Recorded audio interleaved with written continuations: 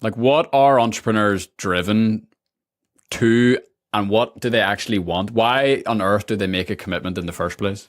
Yeah, really great question. I just 2 weeks ago, I just created a new tool, thinking tool, and it's called What Pulls You Forward. Because there's a lot of talk about, well, I'm pushed forward, things are pushing me forward. And I think there's a point in an entrepreneurial life when you're not being pushed, you're being pulled. And it goes back to the first C, that you have a lot of major commitments that you've made. Okay. And, for example, I write a book a quarter. Okay. I write a book a quarter. And tomorrow I start my 40th book in the 40th quarter. So my goal was to write 100 books in 100 quarters. Now, I'm not writing War and Peace. These are very small books. They're one idea books. They're about 50 to 60 pages with cartoons.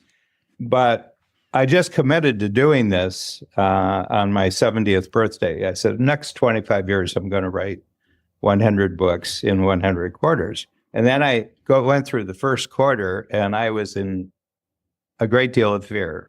I said, what have I done? But I told a lot of people I was going to do it. So I had witnesses. You had proof to the commitment. Yeah, I had.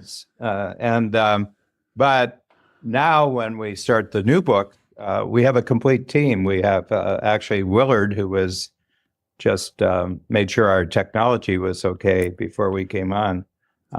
He's the sound man, and I have a cartoonist, and I actually have a writer and an editor. I've connected with Hamish loads of times. He's an awesome guy and super talented at what he does. Yeah, and so the whole thing is, but that team got created. That was the capability that had to be created out of the commitment. And I have to tell you, that first 90 days to get the first book out, there was a lot of courage there. There was a lot of sleepless nights.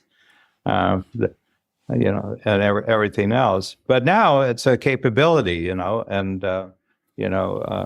everybody knows their part, everybody knows their role.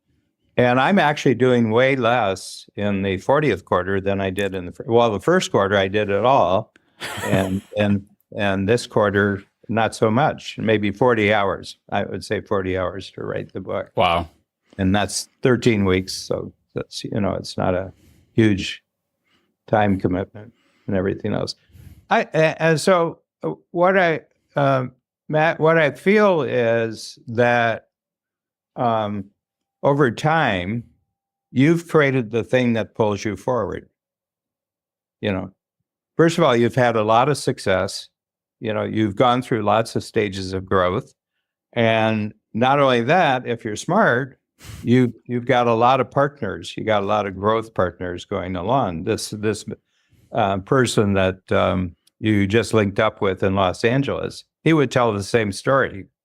So the interesting thing here is that at a certain time, your momentum becomes a capability. Oh, what do you mean by that? Well, you're in motion, and you've developed all sorts of skills to get you in motion, and lots of mindsets to get you in motion. And after a while, the momentum is the capability.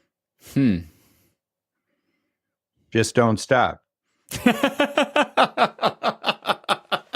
That's the point of the journey where you say buckle up and hold on for the ride.